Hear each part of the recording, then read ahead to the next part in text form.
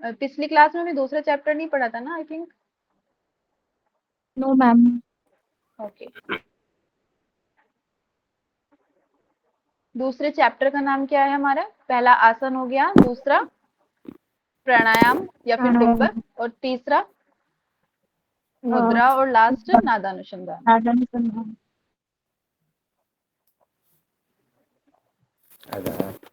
हाँ बुका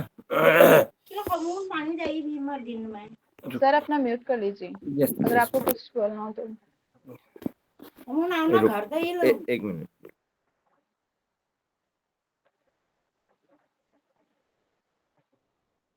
देखो, इसमें बताया गया है आगे प्राणायाम की डेफिनेशन आती है कि अगर हटपट दीपिका में हमारी प्राणायाम की डेफिनेशन कहाँ पे दी गई है, तो 2/2 में दी गई है कि चले वातम चले चित्तम निश्चल निश्चले भवेत योगी स्थाणु तत्व आपनोति ततो वायु निरदते। कि मन च- जब तक मन चलता रहता है तब तक प्राण भी गतिमान रहता है, अतः वायु को नियंत्रित करना आवश्यक बताया गया है, और चित्त का प्राण के साथ निकटतम संबंध बताया गया है। प्राण स्थिर होने पर चित्त भी स्थिर हो जाता है। नाड़ी शुद्धि के बारे में बताया गया है 2/7 में और 2/11 में। क्या बताया गया है 2/7 में? कि बद्ध पद्मासन की नाड़ी शुद्धि का जो अभ्यास करना है वो कौन से आसन में करना है? हमें बद्ध पद्मासन में करना है। कितनी बार करना है? 4 बार करना है दिन में, प्रातः, मध्याह्न, सायं और अर्धरात्रि। कितने कितने कुंभक करने हैं? सुबह 20, मध्यम 20, सायं 20 और अर्धरात्रि 20। टोटल कितने हो जाएंगे एक दिन में? 80 कुंभक।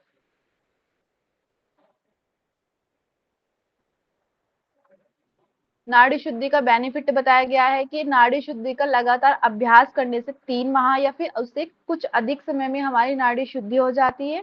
बेनिफिट क्या क्या बताए गए हैं इसके? जठराग्नि प्रदीप्त होती है, नाद का अनुभव होता है और आरोग्यता की प्राप्ति होती है। नाद अभिव्यक्ति आरोग्यम जा आयति नाड़ी शोधनम, ये याद रखना।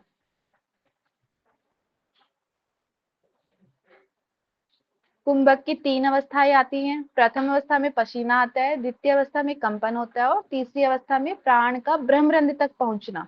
प्राण क्या होता है? ब्रह्मरंध्र में पहुंच जाता है। कुंभक के अभ्यास काल जब हम स्टार्ट करते हैं प्रारंभ में, तो हमें दूध और घी का सेवन करना चाहिए। मैम ये ब्रह्मरंध्र क्या होता है? ब्रह्मरंध्र होता है जैसे हमारा चक्र होते हैं ना, हमारे 7 चक्र होते हैं, तो सबसे लास्ट वाला सब चक्र कौन सा होता है? हमारा सहस्त्रहार चक्र होता है, हम्म। फोरहेड पे। तो जब प्राण हमारा वहां पहुंच जाता है तो हमें तीसरी अवस्था आ जाती है। जब हम अभ्यास करते हैं, जैसे कि हम योगा का अभ्यास कर रहे हैं, तो स्टार्टिंग में हमें क्या आएगा? पसीना आएगा। पसीने को क्या बोला गया है इसमें? आगे हम पढ़ेंगे कि पसीने को जब पसीना आएगा तो उसको क्या नाम, पूछना नहीं है, ऐसे वेस्ट जाने देना, उसको अपनी बॉडी पे क्या करना है? मलना है। फिर दूसरी अवस्था आएगी तो हमारी बॉडी क्या करेगी? वाइब्रेशन फील होगा हमें, ठीक है, हमारी बॉडी में कंपन होगा। फिर जब थर्ड अवस्था आएगी, जब हम बहुत उच्च अवस्था में चल जाएंगे, तो जो हमारा प्राण है वो सहस्त्रहार चक्र तक पहुंच जाएगा। ठीक है। ठीक। जैसे हमारे आसन के बेनिफिट बताए थी, ऐसे ही हमारे प्राणायाम के भी बेनिफिट बताए गए। 2/30 में देखो, दृढ़ता और लघुता दो ही बेनिफिट बताए गए हैं कि प्राणायाम से क्या क्या आती है? एक दृढ़ता आती है, दूसरा लघुता आती है। और आसन से कितने बताए गए हैं? 3, और प्राणायाम से 2। यदि हम प्राणायाम का गलत अभ्यास करते हैं तो कौन कौन से रोग उत्पन्न हो जाएंगे? हिक्का, श्वासोच्छ्वास, काश, स्थिर, कर्णश्री वेदना, भवंती विविधा रोगा पवनस्य प्रोक्तम। कि हिक्का मतलब कि हिचकी आएंगी, श्वास रोग, ब्रीथिंग से रिलेटेड प्रॉब्लम हो जाएगी, काश रोग, कफ आदि मतलब खांसी हो जाएंगे, शिर, कर्ण और नेत्रों से रिलेटेड भी प्रॉब्लम हो जाएगी। ये क्या किससे होगी? यदि हम प्राणायाम का गलत अभ्यास करेंगे। अगर हम सांसें ही ठीक तरह से नहीं ले पाएंगे तो हमारे बहुत सारे रोग उत्पन्न हो जाएंगे। ये भी याद रखना सीक्वेंस से, हिक्का, श्वास, कासच्चे, सिर, कर्ण, श्री वेदना। सिर से रिलेटेड, कर्ण से रिलेटेड और आंखों से रिलेटेड। भवंती विविधा रोगा की विभिन्न प्रकार के रोग उत्पन्न हो जाते हैं। पवनस्य प्रोक्तम, जब हमारी वायु मतलब पवन मतलब जब वायु, प्रोक्तम मतलब की डिसबैलेंस हो जाती है। ओके। आगे हमारे षटकर्म बताए गए हैं सेकंड चैप्टर के अंदर। षटकर्म भी बताए गए हैं। षटकर्म, षट मतलब होता है 6, तो 6 क्या बताए गए हैं, कर्म बताए गए हैं। कौन कौन से, धोती, बस्ती, नेति, त्राटक, नौली और कपालभाति।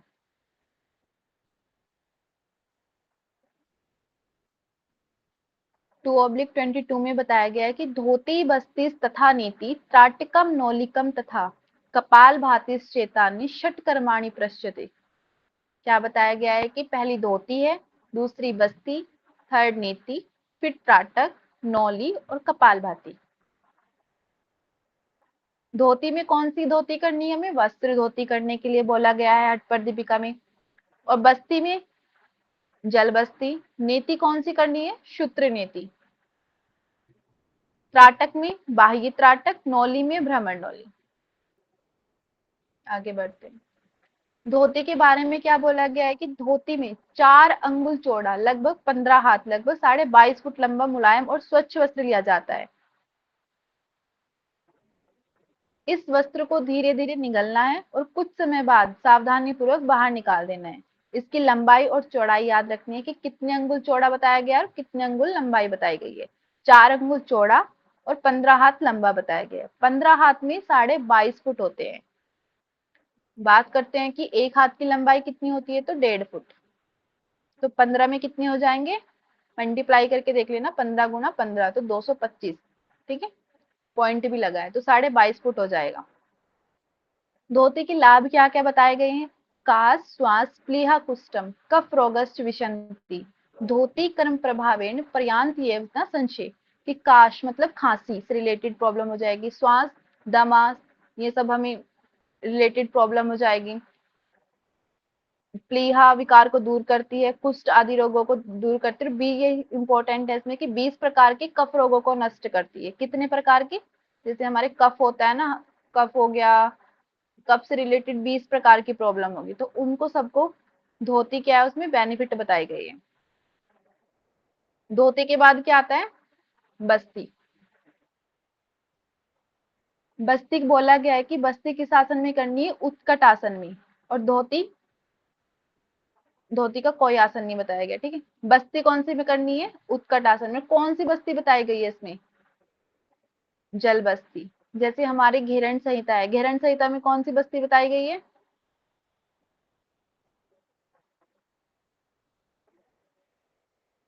जल बस्ती होती है, स्थल बस्ती होती है। ऐसे ही जैसे हमारी धोती है, वस्त्र धोती होगी। पीछे हमने पढ़ा नेति है, नेति में सूत्र नेति होती है, रबड़ नेति होती है। तो तुम्हें ये चीजें याद रखनी है कि एचपी में कौन सी बताई गई है। ठीक है, मैं हट पर दीपिका को एचपी बोल रही हूँ। तो नेति में कौन सी एचपी में क्या बताई गई है, नेति, सूत्र नेति। तो ये सब चीजें याद रखनी है, किसकी लंबाई कितनी है, चौड़ाई कितनी है और किसका बेनिफिट कितना है। बस यही याद रखनी है, 3 चीज, लंबाई, चौड़ाई और बेनिफिट। ठीक है, धोती की कितनी हो जाएगी लंबाई, 15 हाथ लंबा या फिर 22.5 फुट। एक बार एग्जाम में ये भी आया था कि वहां पे 15 हाथ ना रख के वहां पे 22.5 फुट दिया था। 22.5 फुट, 21 फुट, 20 फुट, तो बताओ ऑप्शन कौन सा होगा। तो एग्जाम में कैसे भी पूछ सकता है। 4 अंगुल चौड़ा हो जाएगा और 15 हाथ लंबा।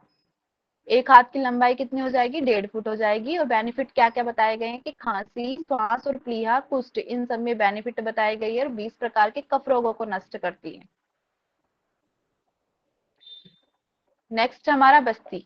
बस्ती बताया गया है कि उत्कट आसन में नाभि तक जल में खड़े होकर गुदा के माध्यम से जल को भीतर खींचना है। इस क्रिया की बड़ी आंत एवं उदर प्रदेश की शुद्धि होती है। इसे जल बस्ती कहा गया है।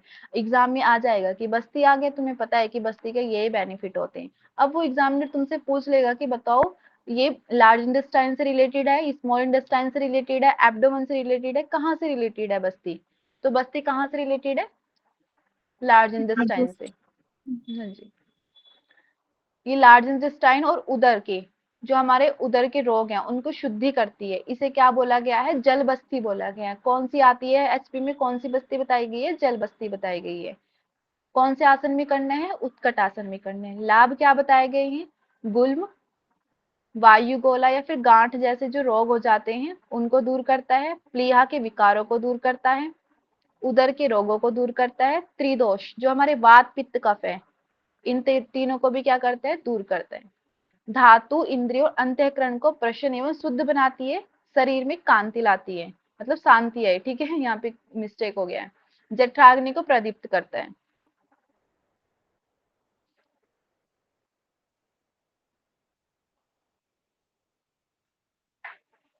नेक्स्ट है हमारा सूत्र नीति। सूत्र नीति कितना बताया गया है?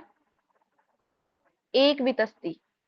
एक वितस्ती में कितने अंगुल होते हैं? 12 अंगुल होते हैं। इंच पूछ लिया जाएगा तो 9 इंच होते हैं।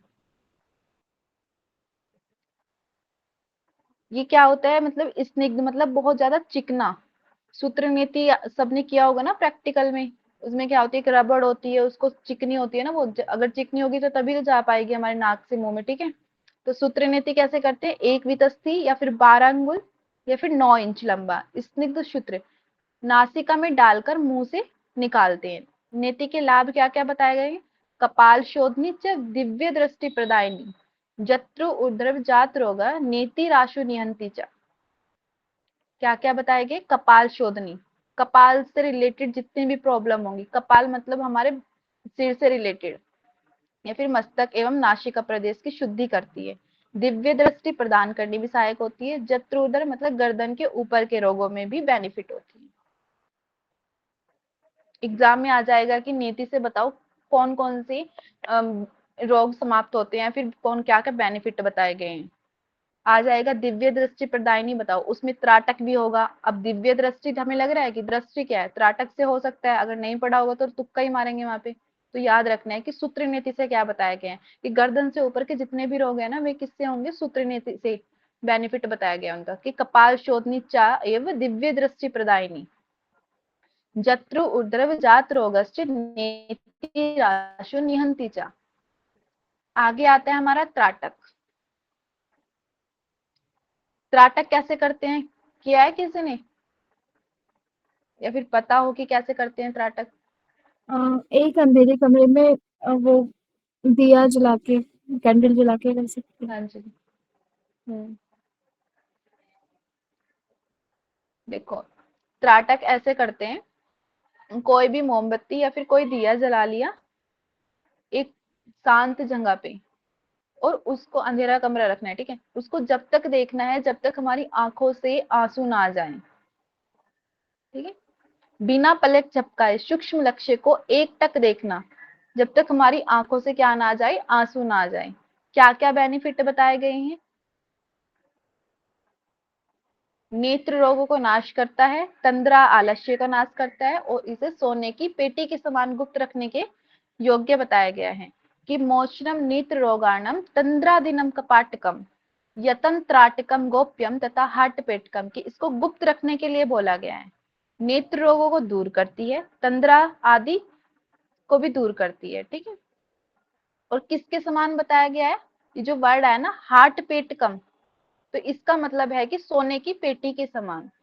और रतन की पेटी के समान बताया गया है हमारा हट रत्नावली में, ठीक है। नोट कर लेना जहां पे भी तुम लिख रहे हो कि हार्ट पेटकम किस में बताया गया है, इसके आगे लिख लो एचपी में बताया गया है, एचआर करके लिख लो। हट रत्नावली में क्या बताया गया है? सोने की पेटी के समान। क्लियर है यहाँ तक? आगे बढ़ते हैं।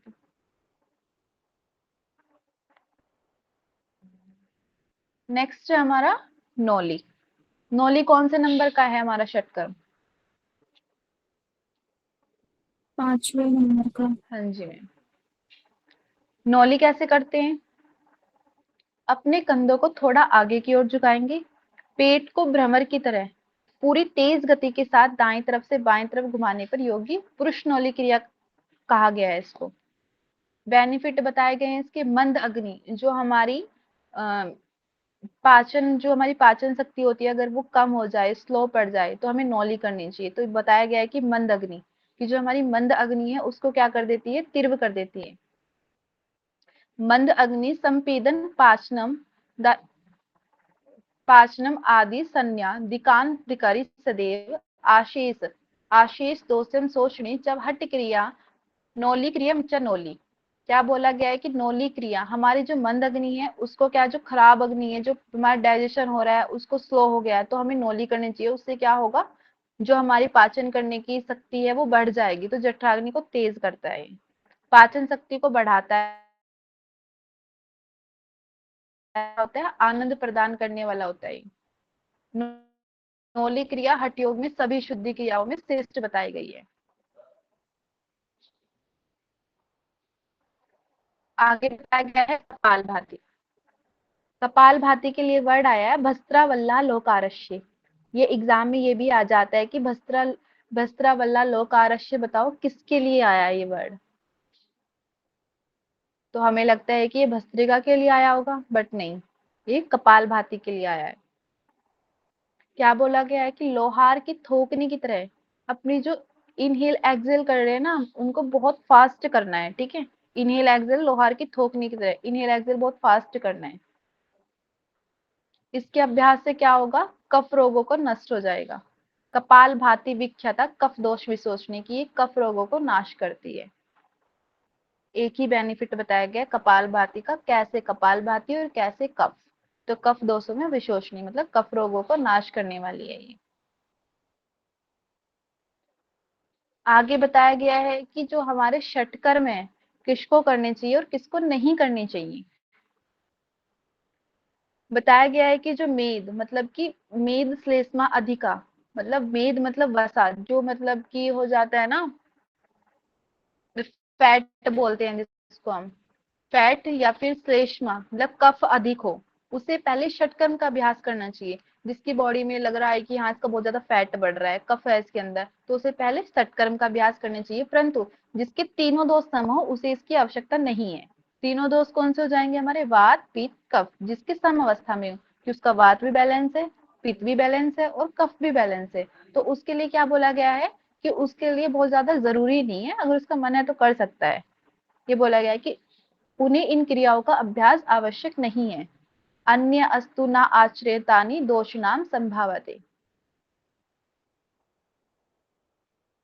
ये हमारे सटकर्म हो गए हैं। सटकर्म में किसी को कोई भी डाउट हो या फिर दोबारा पूछना हो तो पूछ लो।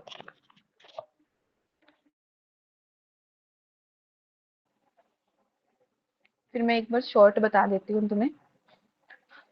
देखो, षटकर्म हो गए हमारे 6, धोती बस्ती नेति त्राटक नौली और कपाल भाती। धोती में क्या बोला गया है, 4 अंगुल चौड़ा होता है, 15 हाथ लंबा होता है। बेनिफिट क्या बताए गए हैं, काश्वास प्लीहा कुष्ठम कफ रोगश्च विशंति।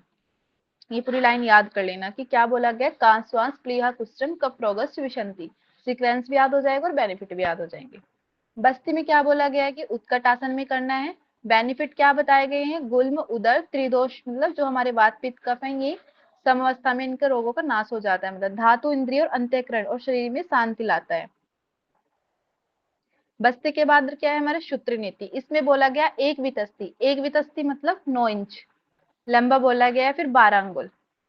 इसके बेनिफिट क्या बताए गए, कपाल शोधनी चव दिव्य दृष्टि प्रदायनी जत्रु उदर जात रोगश्च। त्राटक में क्या बोला गया है कि नेत्र रोग तंद्रा और सोने की पेटी के समान बोला गया है। मोचनम नेत्र रोगाणम तंद्रादीनम कपाटकम यतन त्राटकम गोप्यम तथा हट पेटकम की गुप्त रखने के लिए तो बोला ही गया है। षटकर्म को भी गुप्त रखना है। स्टार्टिंग में ही बता दिया था 1/50 में आया था आई थिंक, हाँ 50 में ही आया था। उसमें बोला गया ना कि हटस्य प्रथमंक्तवा दासनम कुरु मुच्यते कुर्यात दासनम स्थिर आरोग्यम चावलाग्वम। आगे बोला गया नौली, नौली के लिए क्या बोला गया कि बंद अग्नि को तीव्र करता है, पाचन शक्ति को बढ़ाता है और आनंद प्रदान करने वाला है। कपाल भाती के लिए क्या वर्ड आया, भस्त्रावल्ला लोकारश्य कि लोहार की थोकनी के समय में भी बहुत फास्ट इनहेल एक्सेल करना है। ये क्या है हमारा कपाल भाती है। इसका बेनिफिट क्या बताया गया है, कफ दोष विशोचनी के कफ रोगों का नाश करता है। किसको करना चाहिए, जिसका मेद श्लेष्मा अधिक, जिसकी मेद और श्लेष्मा मतलब कि श्लेष्मा होता है कफ, ये दोनों बढ़ी हुई है तो उसको करना चाहिए। और जिसके तीनों दोष सम अवस्था में उसकी मर्जी है, ये बोला गया। यहाँ तक क्लियर है। Yes ma'am. तारा मैम आपको क्लियर हो तो थम्स अप कर दो। हाँ जी मैम। ओके, आगे बढ़ते हैं। कुंभक, कुंभक को क्या कहते हैं, प्राणायाम। कितने प्राणायाम बताए गए हैं इसमें, 8। कौन कौन से, सूर्य भेदन उज्जाई शीतकारी शीतली तथा भस्त्रिका भ्रामरी मूर्छा प्लावनी अष्ट कुंभका। कौन से नंबर में, 2/44 में। पहला कौन सा हो जाएगा? सूर्य भेदी, दूसरा उज्जाई, तीसरा शीतकारी, फिर Sheetali, fifth Bhastrika, sixth Bhramari, seventh Moorchha और लास्ट प्लावनी। सूर्य भेदी कैसे करते हैं? कोई बताएगा सूर्य भेदी प्राणायाम कैसे करते हैं? कौन सी नौ से रिलेटेड है राइट सूर्य भेदी? हाँ जी। राइट अगर चंद्र राइट और चंद्र भेदी? राइट नोस्ट्रल से हाँ जी। वो सूर्य लेफ्ट भेदी, नोस्ट्रल से। हाँ, जो हमारी राइट नोस्ट्रिल होती है वो क्या होती है? सूर्य भेदी, मतलब गर्म होती है वो, तो उस टाइम में क्या करना है हमें? सूर्य भेदी प्राणायाम करना है। और लेफ्ट कौन सी होती है? अगर हमें गर्मी बढ़ानी है बॉडी के अंदर तो हम जी सूर्य जी भेदी प्राणायाम करेंगे, और ठंड बढ़ानी है तो चंद्र भेदी प्राणायाम करेंगे। ठीक है। सूर्य भेदी प्राणायाम देख लो कि दाई नासिका से श्वास लेकर बाएं से निकालना सूर्य भेदी कहलाता है। ठीक है। राइट से इनहेल करना है, लेफ्ट से एक्सहेल करना है, तो सूर्य भेदी प्राणायाम हो गया। बेनिफिट क्या बताया गया? कपाल शोधनम, वात दोषनम, कृमि दोषनम, पुनः पुनरिदम कार्यम सूर्य भेदनम उच्चतम। कि कपाल शोधनम, वात दोषनम और कृमि दोषनम, तीन बेनिफिट बताए गए हैं कि कपाल शोधनम, वात दोषनम और कृमि दोषनम। रट्टा मार लेना इन सब चीजों का, और कल मैं पूछने वाले हूँ। ठीक है। सूर्य भेदी के बाद आता है हमारा उज्जाई। उज्जाई कैसे करते हैं? दोनों नासिकाओं से श्वास लेते हुए कंठ से हृदय तक वायु को स्पर्श करना उज्जाई प्राणायाम कहलाता है। बेनिफिट क्या क्या बताए गए हैं? नाड़ी जलोदर धातु गत दोष विशोषणम, गच्छता तिष्ठता कार्यम उज्जायकम तो कुंभकम। कि नाड़ी जलोदर धातु गत दोष विनाशनम, गच्छता तिष्ठता कार्यम उज्जैन तो कुंभकम। क्या बोला गया है? कि कफजन्य कंठ रोगों को दूर करती है। जो हमारे कंठ रोग हैं, जितने भी हमारे कफ से रिलेटेड प्रॉब्लम है, सबको दूर करती है, जठराग्नि बढ़ाती है, नाड़ी और जलोदर में भी लाभकारी बताई गई है, धातु रोग दोष का नाश करती है। और ये वर्ड है ना हमारे गच्छता तिष्ठा, इसका मतलब है कि चलते फिरते आ जाएगा एग्जाम में कि चलते फिरते कभी भी उठते बैठते खाते पीते कौन सा आसन कर सकते हैं, सॉरी प्राणायाम कर सकते हैं। तो उज्जयी प्राणायाम बताया गया है कि गच्छता तिष्ठता, कि चलते फिरते इसको कभी भी कर लो। ठीक है। नाड़ी जलोदर धातु गत दोष विनाशनम, गच्छता तिष्ठम कार्यम उज्जैक्यम तो कुंभकम। शीतकारी में क्या बोला गया है? कि देखो ये जो मैंने पिक्चर लगाई हुई है किसके? शीतकारी की है। मुख से शीतकारी की ध्वनि करते हुए श्वास अंदर लेना और नासिका से रेचन करना शीतकारी प्राणायाम कहलाता है। बेनिफिट क्या क्या बताए गए हैं? योगिनी चक्र सामान्य सृष्टि संहार कारकम न श्रुदा न तृष्णा निद्रा नेवालस्य प्रजायते। कि योगिनी चक्र सामान्य, कि योगियों, जो हमारी योगिनियां है ना, योगी हैं, उनके चक्र में सामान्य बनता है। और ये क्या बोला गया है? योगिनी चक्र सामान्य सृष्टि संहार कारकम, कि सृष्टि और संहार करने की क्षमता प्रदान करने वाला कहा गया है। इतना ज्यादा, मतलब वो होता है ना हमारा अतिशोक्ति अलंकार होता है जो हिंदी में 11वीं 12वीं तक तो पढ़ा ही होगा हिंदी में। उसमें आता है अतिशोक्ति अलंकार, तो उसमें क्या होता है कि किसी चीज को बहुत ज्यादा बढ़ा चढ़ा के बताना। तो शीतकारी के लिए वही यूज हुआ है। कि क्या बोला गया है शीतकारी के लिए? योगिनी चक्र सामान्य, कि योगिनियों के चक्र में सामान्य बनता है ये सृष्टि संहार कार्य, कि जो सृष्टि और एवं संहार करने की अक्षमता आ जाती है व्यक्ति के अंदर। न श्रुद न त्रषा निद्रा निवालस्य प्रजायते, ना भूख लगती है, ना प्यास लगती है, ना निद्रा सताती है, ना आलस्य सताता है। तो ये सब चीजों पे विजय पा लेता है व्यक्ति। और इसके बारे में क्या क्या क्या बोला गया है? कि कामदेव के समान, कि कामदेव के समान आकर्षक बनता है व्यक्ति शीत कार्य के करने से। तो क्या क्या बोला गया है?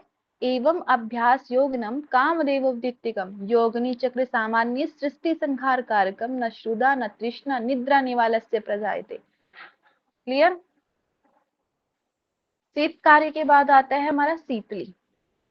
शीतली कैसे करते हैं? जीभ को प्रणाली या फिर नली के समान मोड़कर मुख में श्वास अंदर लेना और नासिका से रेचन करना शीतली प्राणायाम कहलाया गया है।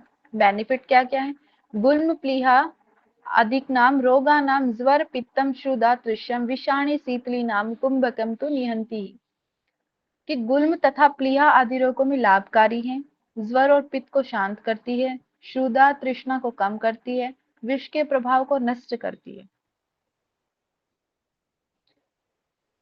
यहाँ पे क्या आया है, ज्वर आया है, और हमने पीछे जो शीतकारी पढ़ा है उसमें ज्वर वर्ण नहीं आया है। तुम्हें एग्जामिनर ऐसे ही फंसाएगा, ठीक है, शीतकारी भी दे देगा, शीतली भी दे देगा, पूछेगा कि बताओ ज्वर किसका बेनिफिट है, ज्वर भी दे देगा, उसमें पित्त दे देगा, क्षुधा दे देगा। ठीक है, तो बहुत ध्यान से सुनना और लिखना भी बहुत ध्यान से नोट करना चीजों का। शीतली हो गया, आगे क्या आता है हमारा, भस्त्रिका। भस्त्रिका के लिए बोला गया है कि पद्मासन, मतलब लोहार की थोकनी के समान बताया गया है भस्त्रिका को, और कपाल भाती को भी किसके समान बताया गया था, भस्त्रिका के समान, सॉरी, लोहार की थोकनी के समान बताया गया था, और भस्त्रिका को भी। भस्त्रिका कौन से आसन में करने के लिए बोला गया, पद्मासन में। इससे क्या होंगे, हमारे त्रिदोष हैं जो, वो सभी रोग नष्ट हो जाएंगे, जठराग्नि प्रदीप्त होगी, सुषुम्ना नाड़ी के मुख पर जमा हुआ कफ आदि मलों को दूर करता है ये, और तीनों ग्रंथियां, तीन ग्रंथियां होती हैं हमारी, ब्रह्म ग्रंथि, विष्णु ग्रंथि और रुद्र ग्रंथि, ब्रह्मा विष्णु और रुद्र। ठीक, वात पित्त श्लेषरम, शरीर अग्नि विवर्धनम, की वात पित्त और कफ, श्लेष्म बोलते हैं कफ को, वात पित्त कफ, श्लेषरम शरीर अग्नि विवर्धनम, की शरीर की जो अग्नि है, मतलब जो जठराग्नि है उसको, विवर्धनम मतलब की बढ़ाता है, कौन सा, भस्त्रिका। कुंडलिनी प्रबोधम क्षिप्रम पवन सुखदम हितम, की जो हमारी कुंडलिनी है उसको जगाता है। ब्रह्म नाड़ी मुख, की जो ब्रह्म नाड़ी के मुख पे लगा हुआ कफ है उसको दूर करता है। सम्यक गात्र समुद्र ग्रंथि त्रयम विभेदकम, जो हमारी तीनों ग्रंथियां बताई गई है उनका भेदन करता है। विशेषणेव कृतम में भस्त्राख्यम कुंभकम त्रिविधम। भस्त्रिका के बाद आता है हमारा भ्रामरी। भ्रामरी कैसे करते हैं, धीरे धीरे भ्रामरी या फिर भ्रवर की तरह गुंजन करना है। इस प्रकार का अभ्यास करने से श्रेष्ठ योगों के चित्त में एक विशेष प्रकार का आनंद प्रदान कराने वाली लीला का अनुभव होता है। नेक्स्ट है हमारा मूर्छा। मूर्छा के लिए बोला गया कि पूरक, मतलब श्वास अंदर लेना करने के बाद इसमें जालंधर बंद आया है, याद रखना, जालंधर बंद लगाकर मन को भूमध्य में केंद्रित किया जाता है। मन की वह मनोमूर्छा साधक को सुख की अनुभूति कराने वाला मूर्छा आसन कहा गया है।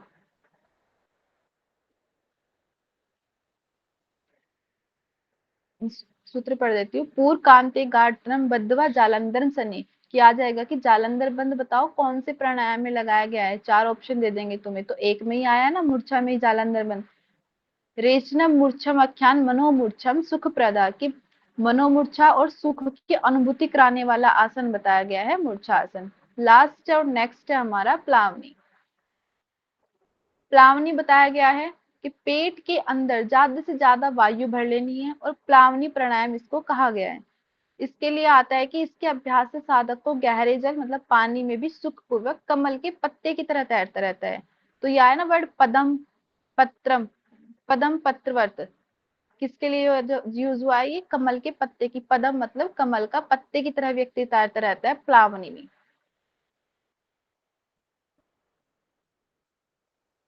क्लियर है यहाँ तक, कितने कुंभक बताए गए हैं, 8 कुंभक।